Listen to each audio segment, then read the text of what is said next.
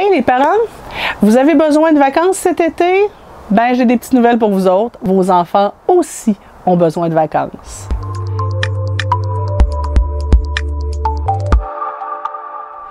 Bonjour, mon nom est Nancy Doyon, je suis votre coach familial et c'est l'heure de votre capsule SOS Nancy. Pourquoi est-ce que je vous parle de ça? C'est que je constate que beaucoup de parents, avec les meilleures intentions du monde, ont tendance à surcharger l'été de leurs enfants. Que ce soit les enfants qui vont à la garderie, on va voir beaucoup de parents avec de bonnes intentions qui choisissent d'envoyer quand même leurs enfants à la garderie alors qu'ils sont en vacances, ou qui les envoient à la garderie tout l'été, même si eux ont des journées de congé. Sinon, ben pour les enfants plus vieux, on va voir aussi beaucoup d'enfants qui tout l'été enfilent un camp de jour après l'autre ou le terrain de jeu. Ensuite, ben, il y a les vacances familiales qui là sont aussi bookées mur à mur, qui laissent, oui, ça permet à l'enfant de bouger puis de faire plein d'activités puis de rencontrer plein de nouveaux mondes, mais en même temps, ça permet pas à son cerveau, à ses neurones de prendre du repos. Alors moi, ce que je vous suggère, c'est vraiment d'essayer de voir à ce qu'il y ait un équilibre. Vous êtes en vacances, vous avez des journées de congé, gardez vos enfants à la maison et permettez-leur de s'ennuyer un peu. Et là, attention, ça ne veut pas dire que quand ils sont en congé, qu'ils passent la journée sur les écrans. C'est super important. Ça aussi, ça surstimule les enfants, le cerveau des enfants. Les enfants ont besoin de passer du temps l'été dehors, du temps à ne rien faire. Ça ne veut pas dire non plus de devenir les géos de vos enfants. Quand vous les gardez à la maison, c'est correct qu'on fasse des activités avec eux, je suis d'accord, mais c'est correct aussi qu'ils passent du temps à s'ennuyer. Mettez des enfants dans un terrain vague, sur le terrain de la maison. Au début, ils ne sauront pas quoi faire, puis peut-être qu'éventuellement, ils vont finir par enfin regarder les formes dans les nuages. Peut-être que le soir, ils vont se mettre enfin à courir après les lucioles. Peut-être qu'ils vont se mettre à essayer de souffler dans des brins d'herbe. C'est ce qu'on faisait, nous, quand on était petits. Sur le bord d'un plan d'eau, ils vont peut-être essayer d'attraper des grenouilles, lancer des pierres dans l'eau. C'est des occupations qu'on avait quand on était petits.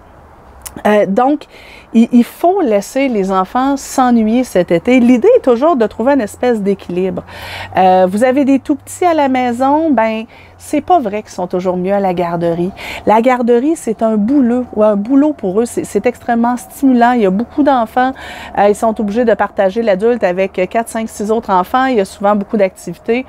Même vos tout-petits ont besoin de passer du temps à la maison, du temps avec vous, mais aussi du temps seul avec eux-mêmes.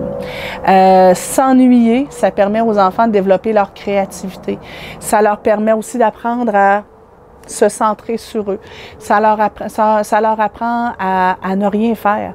On a toute une génération d'enfants qui sont hyper stimulés et qui ont du mal à être dans le ici, maintenant. Ils ont comme toujours besoin que ça bouge. Donc, si c'est possible, cet été, gardez vos enfants à la maison sans toujours organiser l'horaire. Vous êtes en vacances, vous avez peut-être, bon, dans les 2 prochaines semaines, des vacances, dans les 2, 3, 4, 5, 6 prochaines semaines, vous avez peut-être des vacances qui s'en viennent. Essayez de doser là aussi. Avoir des journées qui sont structurées, d'autres journées qui ne le sont pas.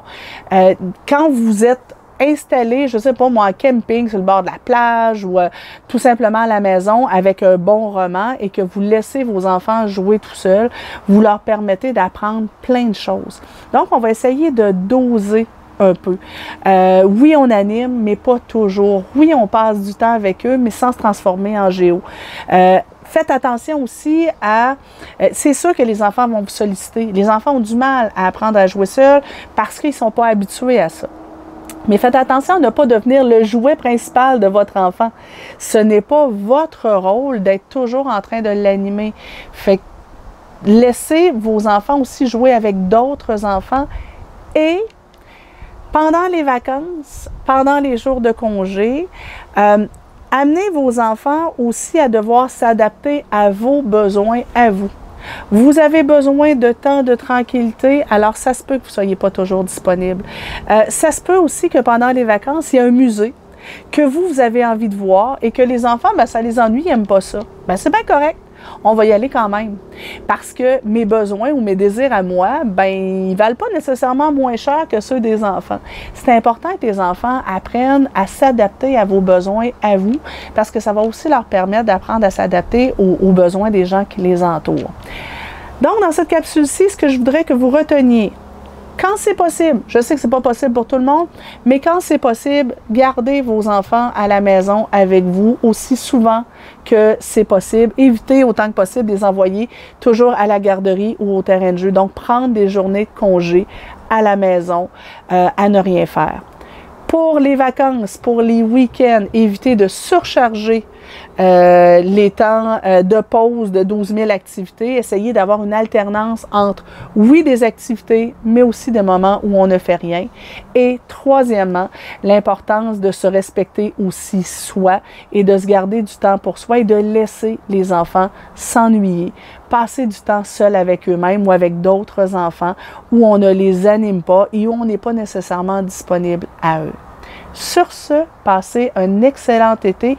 Et dernier petit truc, attention, ne vous servez pas des écrans comme d'une gardienne.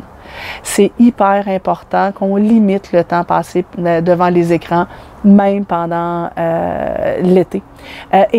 Et surtout pendant les jours de pluie. Il y a plein de choses à faire intéressantes pendant les jours de pluie. Je trouve ça aberrant de voir que des enfants de tous âges passent en été des 2, 3, 4, 5, 6 heures par jour devant les écrans. Alors ça aussi, je trouve ça super important. Je sais que je vous en parle souvent des écrans, mais je trouve ça primordial. Passez un bel été. Amusez-vous bien. Surveillez dans les prochaines semaines. On a aussi quelque chose d'intéressant qui s'en vient pour vous sur le stress et l'anxiété chez les enfants. Bye bye!